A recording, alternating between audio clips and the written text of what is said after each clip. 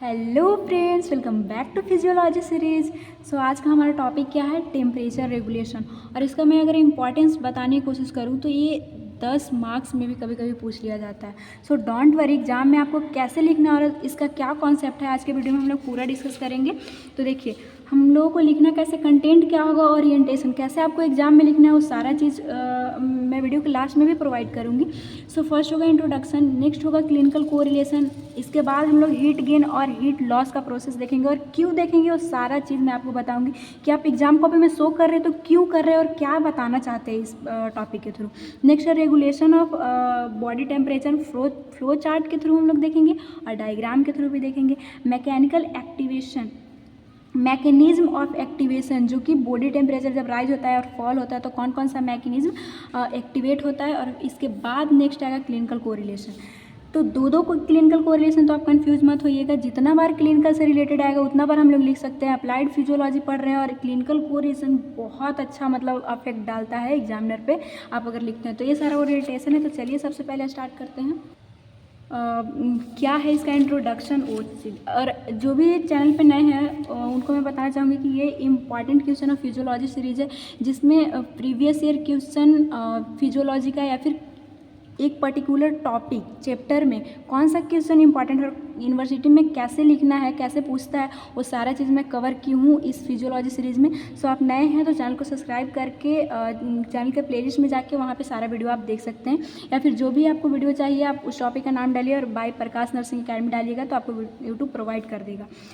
Temperature regulation को ऐसे miscellaneous topic बोला जाता है क्योंकि ये स्किन में भी आता है और सेंट्रल नर्वस सिस्टम हाइपोथैलेमस का भी काम है। हमें उस पर ध्यान ना देते हुए टेम्परेचर रेगुलेशन है क्या वो हम लोग देखेंगे। ऐसे तो मैं इंटीग्यूमेट्री सिस्टम में ही शामिल कर दूँ, इससे पहले फंक्शन ऑफ स्किन बता के और टेम्परेचर रेगुलेशन में बता रही हूँ। उस पर हमें ध्यान नहीं देना है, ये है क्या वो हमें देखना है। इंट्रोडक्शन क्या है? टेम्परेचर रेगुलेशन का मतलब ही समझ में आ रहा है कि एक टेम्परेचर को मेंटेन करके रखना, एक ही चीज़, एक ही मतलब कोई वैल्यू होगा जिस पे मेंटेन करके रखना, जो कि 37 डिग्री सेल्सियस होता है, वो मैं आपको बताऊंगी। तो पहले आप क्या लिखिएगा, man as well as other mammals are said a homeothermic. Homeothermic का मतलब होता है क्या है, सेम टेम्परेचर, और वही हम लोग पढ़ रहे हैं। अदर मैमल्स में जैसे कि डॉग आ गया, रैबिट आ गया, इन लोगों में भी टेम्परेचर जो है वो रेगुलेशन मतलब एक ही पे रहता है, सेम टेम्परेचर रहता है। मतलब आपके मौसम के अनुसार, जैसे कि अभी सर्दी है या फिर गर्मी है तो उस तरह से नहीं बदलेगा। अगर 37 डिग्री सेल्सियस हो तो उतना ही रहेगा। Their body temperature will not vary according to the environment, जो मैं आपको बताई कि जैसे कि गर्मियों के दिनों में तो कभी कभी 30 डिग्री सेल्सियस जो है वो टेम्परेचर जाता है, या फिर 48 डिग्री सेल्सियस, ये तो नॉर्मल ही है। मतलब गर्मी के दिनों कभी कभी 48 तक चला जाता है, या फिर जब सर्दी आता है या फिर ठंडा आता है तो 4 डिग्री सेल्सियस में चला जाता है, या फिर माइनस में भी चला जाता है। तो इतना इस तरह से हमारा बॉडी नहीं चेंज कर सकता, उसको काम करने के लिए 30 डिग्री सेल्सियस चाहिए, मतलब चाहिए। तो वो रेगुलेट कैसे होता है, वही चीज़ को तो हम लोग पढ़ेंगे। तो ये सारा चीज़ हो गया। यहाँ पे ही आपको क्लिनिकल कोरिलेशन लिखना है। क्लिनिकल कोरिलेशन क्यों? क्योंकि नॉर्मल बॉडी टेम्परेचर आपको बताना है, टेम्परेचर रेगुलेशन आप अगर मतलब एग्जाम में लिख रहे हैं तो। और क्लिनिकल कोरिलेशन इसलिए क्योंकि आप नापते कैसे हैं, किसी क्लिनिक में जा, क्लिनिक का मतलब क्या होता है, डायग्नोस और ट्रीट। तो डायग्नोस किए तभी तो आपको पता चला। आप किसी को देख के, हम मेरे हैंड को देख के आप बता सकते हैं कि ये 98 पॉइंट जो भी 98 डिग्री पॉइंट 7 98.6 डिग्री फ़ारेनहाइट इसका टेम्परेचर है। ये तो आपको क्लिनिक में ही पता चलेगा। तो ये सारा चीज़ हो गया। तो क्लिनिकल कोरिलेशन में पहले सबसे पहले नॉर्मल टेम्परेचर आपको शो कर देना है, जो कि ओरल का सबसे एक्यूरेट होता है। कितना होता है? 98.6 डिग्री फ़ारेनहाइट, जिसको सेल्सियस में 37 डिग्री सेल्सियस बोलते हैं। अगर वही आप एक जिला से टेम्परेचर लेते हैं तो 97.6 डिग्री फ़ारेनहाइट आता है, और वही अगर रेक्टल से लेते हैं तो 99.6 डिग्री फ़ारेनहाइट, या फिर इसको सेल्सियस में देखें तो 37.5। अगर यहाँ पे सेल्सियस में आप देखना चाहेंगे तो 36.5 डिग्री सेल्सियस। तो ये हो गया। तो सब ये कंपटीशन में भी पूछा जाता है, या फिर एमसीक्यू में भी आपसे पूछ लिया जा सकता है कि नॉर्मल बॉडी टेम्परेचर कहाँ से एक्यूरेट हमें मिलता है, तो ओरली इसको एक्यूरेट हम लोग मानते हैं। तो ये सारा चीज़ हो गया। अब हम लोग देखेंगे एक बहुत इंपॉर्टेंट पॉइंट है कि बॉडी टेम्परेचर हाईएस्ट कब होता है, तो आफ्टरनून, जब दोपहर का समय होता है उस समय सबसे हाईएस्ट बॉडी टेम्परेचर होता है। और लिस्ट सबसे कम कब होता है, तो 5 AM के टाइम में ये सबसे कम रहेगा। उस समय जैसे कि इन्वायरमेंट पे भी डिफ़र करता है, आफ्टरनून में ज़्यादा एकदम गर्मी लगने लगती है और ऐसे कम लगेगा, तो ये सारा चीज़ उसी से रिलेटेड बहुत ही सिंपल है। नेक्स्ट हम लोग क्या बोले थे कि प्रोसेस देखेंगे कि जैसे कि आप बता रहे हैं टेम्परेचर रेगुलेशन, तो ऐसा क्या हुआ कि हमें टेम्परेचर रेगुलेशन करने की ज़रूरत पड़ रही है? क्या हमें हमारे अंदर हीट आ रही है या फिर कहीं जा रही है क्या, इसलिए हमें रेगुलेशन करना पड़ रहा है? तो हाँ, ये प्रोसेस होता है, इसीलिए हमें रेगुलेशन करना पड़ता है। तो ये आप यूनिवर्सिटी में लिख रहे हैं और क्यों लिख रहे हैं वो भी मैं आपको बता दी कि हीट कभी कभी गेन हो जाता है कुछ प्रोसेस के थ्रू, कभी कभी लॉस। तो किस प्रोसेस के थ्रू हमारे बॉडी का जो है वो बॉडी जो है वो हीट गेन करता है? तो फिजिकल एक्टिविटी, एक्सरसाइज आप कर रहे हैं तो खुद भी आप महसूस कर सकते हैं कि हमारा बॉडी का हीट टेम्परेचर मतलब ज़्यादा हो जाता है, और ज़्यादा हो जाता है तो वही हाइपोथैलेमस कम करने नॉर्मल लाने का कोशिश करेगा। नेक्स्ट है रेस्ट की कंडीशन में। अब इसमें तो मतलब कॉन्ट्रावर्सी हो जाता है कि रेस्ट की कंडीशन में, हाँ, उस समय मेटाबॉलिक एक्टिविटी जब आप सोते हैं तो ज़्यादा रहता है। आप कोई सोया हुआ इंसान का बॉडी टच करके देखिएगा, उसका टेम्परेचर हाई रहेगा। क्यों रहता है? क्योंकि मेटाबॉलिक एक्टिविटी होता है और मेटाबॉलिक एक्टिविटी में टेम्परेचर हाई रहता ही रहता है। नेक्स्ट है मस्कुलर एक्टिविटी, जैसे कि आपका हार्ट जो वो पंप कर रहा है तो उस समय भी टेम्परेचर राइज होता है। नेक्स्ट अब जो कि बहुत इंपॉर्टेंट है कि ब्राउन फैट इन इन्फेंट, ये भी टेम्परेचर राइज करने का काम करता है, इसलिए बच्चों का टेम्परेचर थोड़ा ज़्यादा ही आपको देखने को मिलेगा। स्कैपुला और नेक रीजन में बच्चे में ब्राउन फैट पाए जाते हैं जो कि ये मतलब टूटता है और बॉडी का स्ट्रक्चर प्रोवाइड करता है बच्चों में, जिसके कारण उनका टेम्परेचर हाई रहता है। मतलब ये सब टेम्परेचर हाई के सोर्सेस हैं जिससे टेम्परेचर हाई हो सकता है। अब है कि कौन कौन सा ऐसा चैनल या सोर्स है जिसके थ्रू अगर बॉडी का टेम्परेचर आपके ज़्यादा हो रहा है तो लॉस भी हो सकता है। तो हमारे स्किन के थ्रू होता है मेनली, जो कि मैं स्किन का फंक्शन में ही बता चुकी हूँ। इवापोरेशन में क्या होगा, वाष्प रिलेटेड है, यानी स्वेटिंग जब होता है तो इवापोरेशन के थ्रू आपके बॉडी का हीट जो है वो लॉस हो रहा है। कंडक्शन में डी से मैं बताई थी कि ऐड, किसी चीज़ को ऐड आप कर रहे हैं, जैसे कि ज़्यादा टेम्परेचर हो जाता है, जो डॉक्टर बोलते हैं कि पट्टी दो या फिर कोल्ड स्पॉन्ज, ये सब सारा चीज़ होता है, तो उसके थ्रू जो आप हीट लॉस करवा रहे हैं वो कंडक्शन हो गया। कन्वेक्शन, यहाँ कन्वेक्शन का मतलब क्या है कि यहाँ रिलेटेड है सी से, कूलर एयर से में अगर फैन वैन ऑन करके और बॉडी का हीट आप लॉस करवा रहे हैं तो उस कंडीशन को कन्वेक्शन बोलेंगे। रेडिएशन क्या है? रेडिएशन जैसे कि सूर्यदेव हमें जो किरण देते हैं तो वो हमें आता है रेडिएशन के थ्रू ही। दूसरी तरफ जो एक्सपोजर पार्ट है आपके बॉडी का, उससे जो हीट आपके बॉडी से जा रहा है एनवायरनमेंट में, तो वो रेडिएशन के थ्रू जाता है और ये हीट लॉस का प्रोसेस है। नेक्स्ट क्या है, अब हम लोग देखेंगे मेन जो कि हम लोग देख रहे हैं रेगुलेशन ऑफ बॉडी टेम्परेचर कैसे होता है, तो इसको हम लोग फ्लो चार्ट डायग्राम दोनों से देखेंगे। Regulation of body temperature mainly role है हाइपोथैलेमस का, जैसे बोलते हैं हाइपोथैलेमिक थर्मोस्टेट। और ये बहुत इंपॉर्टेंट पॉइंट है, कभी कभी आपके एग्जाम में थर्मो रेगुलेशन या फिर टेम्परेचर रेगुलेशन ना दे के हाइपोथैलेमिक थर्मोस्टेट भी दे दे, तो यही सारा चीज़ आपको वहाँ पे लिखना है। तो बहुत ही आसान है कैसे होता है हाइपोथैलेमिक थर्मोस्टेट का प्रोसेस। आपके normal body temperature 98.6 degree Fahrenheit या फिर 37 डिग्री सेल्सियस, जो भी आप देख सकते हैं, तो इससे अगर डिक्रीज हुआ तो कौन सा फिनोमिना चलेगा, कैसे क्या होगा, और अगर इंक्रीज हुआ तो क्या होगा। तो देखिए, अगर डिक्रीज हो रहा है 37 डिग्री सेल्सियस से, तब आपका स्टिमुलेशन होता है हीट गेन सेंटर, कहाँ? Posterior hypothalamus. यहाँ पे आप, जो कि डायग्रामेटिक में आपको आगे समझाऊंगी। और इसको कैसे आप याद रखिएगा, कब क्या स्टार्ट होता है, सबसे पहले प्रोसेस समझ लीजिए, फिर मैं आपको समझाऊंगी।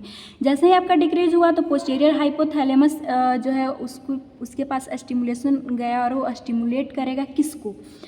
Sympathetic activity. जैसे सिंपैथेटिक एक्टिविटी क्या होता है, हमारे नर्वस सिस्टम को सेंट्रल नर्वस सिस्टम और पेरिफेरल नर्वस सिस्टम सीएनएस और पीएनएस में जो डिवाइड किया गया है, इसमें भी सोमैटिक और ऑटोनॉमिक में सिंपैथेटिक और पैरासिम्पैथेटिक होता है। और सिंपैथेटिक कब काम करता है, सारा चीज़ आपको पता है कि फाइट और फ्लाइट में ये काम करता है। तो उस समय क्या होता है, हमारे हार्ट रेट इंक्रीज ये सब रहते हैं। तो यही प्रोसेस बस मैं आपको समझाना चाहती हूँ कि सिंपैथेटिक क्या है। तो वो सिंपैथेटिक नर्वस सिस्टम को एक्टिवेट किया, और अगर जब वो एक्टिवेट होता है तो वो क्या करवाता है, एड्रीनलिन सिक्रीट करवाता है, जो कि हमारे एड्रीनल ग्लैंड से सिक्रीट होता है। और वो सिक्रीट होगा, उसके बाद सिक्रेशन होगा, मेटाबॉलिक रेट भी बढ़ेगा। और जब मेटाबॉलिक रेट बढ़ता है तो हम देखे थे कि हीट गेन करवाने का ये काम करता है। रेस्ट में हम लोग जब मेटाबॉलिक एक्टिविटी हाई रहता है तो हमें हीट प्रोवाइड करता है, तो जो गिरा है उसको नॉर्मल लेवल पे लाना है, तो वही सारा चीज़ होगा। नेक्स्ट क्या होगा, क्यूटेनियस वैसोकॉन्ट्रिक्शन, और जो कि डिक्रीज स्वेटिंग करवाएगा। ये सारा चीज़ फंक्शन ऑफ स्किन में हम लोग देख भी चुके थे। वेसल्स कॉन्स्ट्रिक्ट होगा इसके, और स्टिमुलेट होगा आपका स्वेटिंग ग्लैंड, जिससे स्वेट जो है वो बाहर आएगा। सॉरी यहाँ पे डिक्रीज है और हम देख रहे हैं डिक्रीज बॉडी टेम्परेचर, तो हमें तो थोड़े इसको ये करवाना है। ये कॉन्स्ट्रिक्ट हो गया तो इसको स्टिमुलेशन कहाँ से जाएगा, तो ये इनहिबिट होता है। प्लीज़ आप इसको ध्यान रखिएगा, कंफ्यूज मत होइएगा। हमें स्वेट के थ्रू तो हमारा हीट जो है वो बाहर चला जाता है, लेकिन हमारा तो बॉडी का टेम्परेचर कम हुआ है तो इसको नॉर्मल लेवल पे लाना है। तो स्वेटिंग ग्लैंड्स वैसो कॉन्स्ट्रिक्शन हुआ है वहाँ पे, जहाँ पे पोस्टीरियर हाइपोथैलेमस एक्टिवेट हुआ है, वो स्वेटिंग का जो स्वेट ग्लैंड है वो डिक्रीज स्टिमुलेशन उसको नहीं मिलेगा, जिसके कारण स्वेटिंग जो है वो कम रहेगा, डिक्रीज होगा, जिसके कारण क्या होगा, डिक्रीज हीट लॉस। अब इतना सारा चीज़ हो रहा है, स्वेटिंग हो ही नहीं रहा है, मेटाबॉलिक रेट भी मतलब मेटाबॉलिक रेट आपका इंक्रीज है, तो ये सारा चीज़ से क्या होगा, नॉर्मल बॉडी टेम्परेचर पे लाने का काम करेगा। देखिए क्यूटेनियस वैसोकॉन्ट्रिक्शन, और अगर स्वेटिंग हो रहा है, कम हो रहा है आपके बॉडी में, जिसके कारण आपका हीट लॉस कम होगा। और अगर एड्रीनलिन सीक्रेट हो रहा है, एड्रीनलिन क्या करता है, हमारे हार्ट रेट को इंक्रीज करता है। जैसा कि हम लोग सिंपैथेटिक नर्वस सिस्टम का फाइट एंड फ्लाइट मोड का काम है, जिसमें हार्ट रेट इंक्रीज होता है, तो हार्ट रेट आपका इंक्रीज हो रहा है और मेटाबॉलिक रेट इंक्रीज हो रहा है, वो हीट को प्रोडक्शन करवाएगा, जिसके कारण नॉर्मल बॉडी टेम्परेचर होगा। मैं आपको समझाती हूँ। आपके पास पैसे की कमी हो गई, एक तो आप क्या कीजिएगा, दो कंडीशन है आपके पास, एक तो आप पैसा बचाइएगा, या फिर दूसरा आप क्या कर सकते हैं, पैसा कमाइएगा। दो ही चीज़ करके आप नॉर्मल अपने कंडीशन को ला सकते हैं, नहीं तो आप रोड पे चले आइएगा।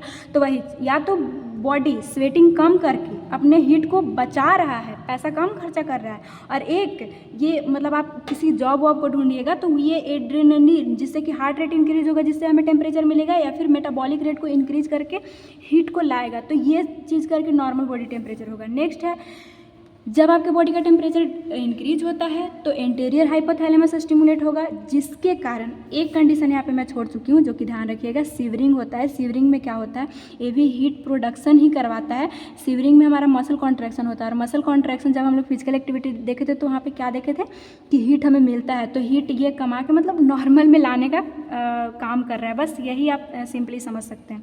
तो यही जब इंक्रीज हुआ है तो हमारा सीवरिंग नहीं होगा, क्योंकि सीवरिंग से तो हमारा और भी हीट प्रोडक्शन हो रहा है, और हमारे बॉडी का टेम्परेचर ज़्यादा है तो उसको तो नॉर्मल लाना है, तो ये सीवरिंग को बंद करवाएगा हमारा इंटीरियर हाइपोथैलेमस, और ये सिंपैथेटिक एक्टिविटी को कम करवाता है, जिसके कारण एड्रीनलिन कम सीक्रेट होगा, मेटाबॉलिक रेट भी कम होगा। ये सिंपैथेटिक का काम है।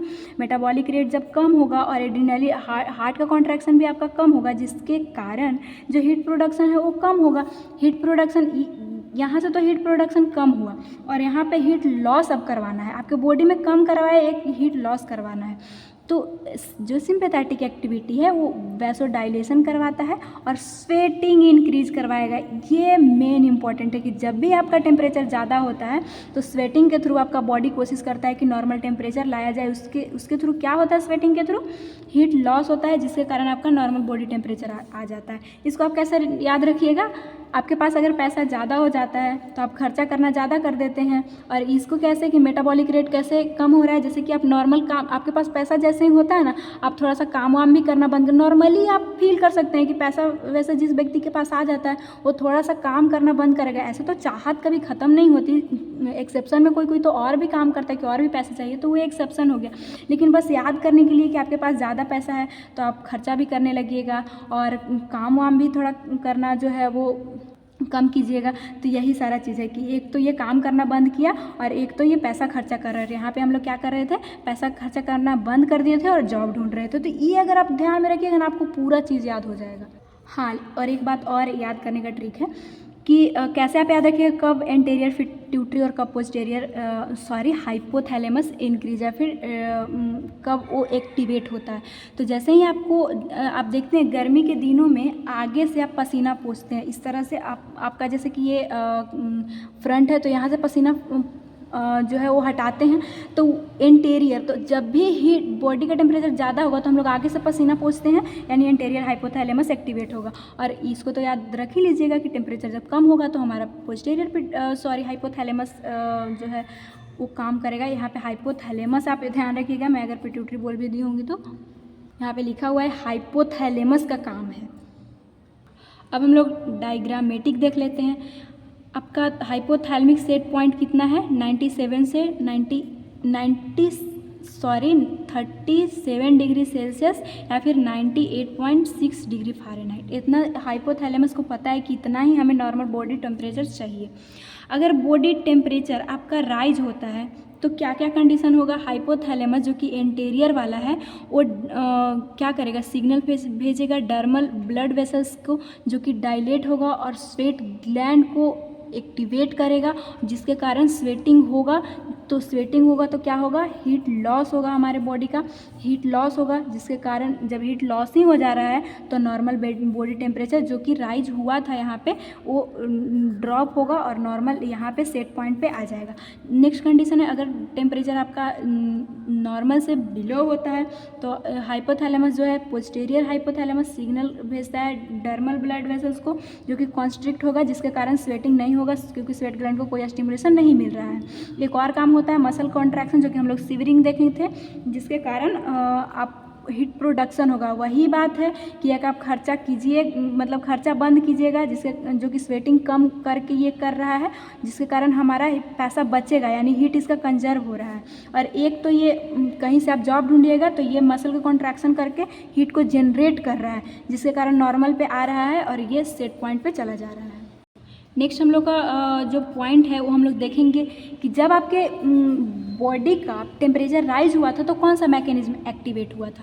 तो सबसे पहले क्यूटेनियस वैसोडाइलेशन जो कि हम लोग देखे थे, डायलेट होके और ये स्वेटिंग करवाने का काम कर रहा था, तो स्वेटिंग भी हो रहा था। एनोरेक्सिया, भूख आपको नहीं लगेगा जब आपका टेम्परेचर राइज होगा, आपको बुखार लगा रहता है, आपको फीवर रहता है तो आपको भूख नहीं लगता है, बार बार मम्मा बोलती रहती है बेटा खा लो खा लो, लेकिन आप नहीं खाते हैं। ऐसा क्यों होता है, क्योंकि हमें मेटाबॉलिक एक्टिविटी कम करवाना है। अगर खाएंगे तो मेटाबॉलिक एक्टिविटी ज़्यादा होगा और मेटाबॉलिक एक्टिविटी से और हीट होगा। एक तो हमारा बॉडी का टेम्परेचर राइज हो रहा है और भी राइज होगा तो कंडीशन ख़राब हो सकती है। तो हमारे बॉडी का ही ऐसा मैकेनिज्म है कि आपको भूख ही नहीं लगेगी। नेक्स्ट है बिहेवियरल रिस्पॉन्स भी देखा जाता है। जब आपका बॉडी का टेम्परेचर राइज होता है तो आप छाया में जाने की कोशिश करते हैं या फिर कूलर पैलेस में कि मतलब पंखा वंखा चलाओ। ये सारा चीज़ जब आपका बॉडी का टेम्परेचर राइज होगा तो देखने को मिलेगा। गर्मियों के दिनों में यही सारा चीज़ हम लोग करते भी हैं। एक है पैंटिंग, ये ध्यान रखना है, आदमी में नहीं पाया जाता है, डॉग में पाया जाता है। देखते हैं गर्मी के दिन में जो कुत्ता हाँफता रहता है तो वो भी मतलब उसके थ्रू हीट लॉस करवाता है। तो ये MCQ के पॉइंट ऑफ व्यू से इंपॉर्टेंट, तो आप ध्यान रख सकते हैं। नेक्स्ट है कोल्ड में कौन सा मैकेनिज्म एक्टिवेट होता है। तो ये पैसा बचाने के लिए क्यूटेनियस वैसो कॉन्स्ट्रिक्शन हुआ था, जिसके कारण स्वेटिंग जो है वो डिक्रीज हुआ था। और एक ये चाहता है कि मेरे पास और पैसे आए, मतलब हीट आए, तो सिवरिंग हुआ जिसके कारण मसल कॉन्ट्रैक्शन से हीट हमें मिला। कैटाकोलामाइन सीक्रेट हुआ जो कि एड्रेनलिन हम लोग देखे थे, और जिसके कारण और भी ये सिक्रीशन TSH हुआ, जिसके कारण हमें क्या मिल रहा था, देखिए एड्रेनलिन से तो हार्ट रेट इंक्रीज हो रहा था, तो ब्लड ज़्यादा सप्लाई होगा तो आपको हीट मिलेगा। Next TSH thyroid stimulating hormone से थायरॉक्सिन सब रिलीज होगा जो कि मेटाबॉलिक एक्टिविटी को इंक्रीज करेगा, तो आपके बॉडी में हीट ज़्यादा हो सकता है, मतलब होगा, और नॉर्मल कंडीशन में आएगा 37 डिग्री सेल्सियस में। नेक्स्ट है heat production by brown fat, जो कि हम लोग इन्फेंट में देखे थे। ये सारा कंडीशन से हीट जो है वो प्रोडक्शन होता है। अब हमें क्लिनिकल कोरिलेशन देख लेना है तो बहुत ही आसान है। फीवर का कंडीशन ये टेम्परेचर रेगुलेशन से ही है। जब आपका बॉडी का टेम्परेचर जो है इंक्रीज हो जाता है 99 डिग्री फ़ारेनहाइट, मतलब इतना से ज़्यादा होगा, तो क्या उसको बोलते हैं फीवर। कैसे होता है, तो आपके बॉडी में बैक्टीरिया या फिर वायरस जो भी प्रोटोजोअल इन्फेक्शन अगर है तो जिसके कारण हमें फीवर देखने को मिलता है। मैकेनिज्म क्या है, reset the normal set point of hypothalamus, इतना होना चाहिए, लेकिन आपका बॉडी इतना होना चाहिए था, इससे इंक्रीज हो गया। फीवर में ये मैकेनिज्म चल रहा है तो ये इंक्रीज हुआ, skin become warm and flushed, skin हमारा गर्म हो जाता है, तभी तो हम लोग ये करते हैं कि हमें फीवर है, और फ्लश्ड हो जाता है, ज़्यादा एकदम फ्लश दिखेगा। नेक्स्ट है क्यों ऐसा हुआ, क्योंकि जो यहाँ पे एंटीजन, इस सबको एंटीजन बोलते हैं, बैक्टीरिया, वायरल, प्रोटोजुआ को, ये सबको मारने के लिए आपका बॉडी का आपके बॉडी में एंटीबॉडी बन रहा है, उससे लड़ने का, जीतने का कोशिश कर रहा है। तो फीवर को हम लोग क्या बोलते हैं, एक प्रोटेक्टिव रिस्पॉन्स है हमारे बॉडी का कि किसी भी चीज़ आपके अगर कोई भी एंटीजन आपके बॉडी में गया तो ये प्रोटेक्टिव मैकेनिज्म शो करता है। नेक्स्ट है हाइपोथर्मिया, इसमें जो है वो बॉडी का टेम्परेचर कम हो जाएगा जब आप कोल्ड एरिया में जाते हैं, तो कितना 35 डिग्री सेल्सियस से कम। और दो इंपॉर्टेंट पॉइंट है, अगर टेम्परेचर किसी व्यक्ति का 25 डिग्री सेल्सियस से कम हो रहा है तब वो डेथ भी कर सकता है। टेम्परेचर रेगुलेट रहना बहुत ज़रूरी है, अगर इतना जा रहा है तो डेथ कर सकता है। आपसे कोई भी पूछेगा कि राइज कितना तक जाएगा तब जो पर्सन है वो डेथ कर सकता है, तो 40 डिग्री सेल्सियस। यही सारा आपका था। और यूनिवर्सिटी एग्जाम में एज इट इज़ आपको लिखना है, जो भी मैं आपको बताई सारे चीज़ का मैं रेशनल दी हूँ कि ऐसा आप लिख रहे हैं तो क्यों। पेज नंबर 2, इसके बाद ये वाला 3 पॉइंट था। फिर इसके बाद हम लोग देखे थे डायग्रामेटिक, और फिर मैकेनिज्म कौन सा एक्टिवेट हुआ था राइज होने पे टेम्परेचर, और कौन सा एक्टिवेट हुआ था कोल्ड होने पे टेम्परेचर। क्लिनिकल कोरिलेशन तो आई होप कि अगर 10 मार्क्स में भी आपसे पूछता है तो आप इसको लिख पाइएगा। और सबसे बड़ी बात है कि आप कमेंट बॉक्स में लिखिएगा कि आपको समझ में आया कि नहीं आया। और अगर समझ में आया हो तो आप मेरे चैनल को सब्सक्राइब करके नोटिफिकेशन बेल को ऑन रख सकते हैं। जितना भी इंपॉर्टेंट क्वेश्चन है आप मेरे चैनल के प्लेलिस्ट में जाके देख सकते हैं। और थैंक्स फॉर वॉचिंग, मिलेंगे नेक्स्ट वीडियो में नेक्स्ट इंपॉर्टेंट क्वेश्चन के साथ।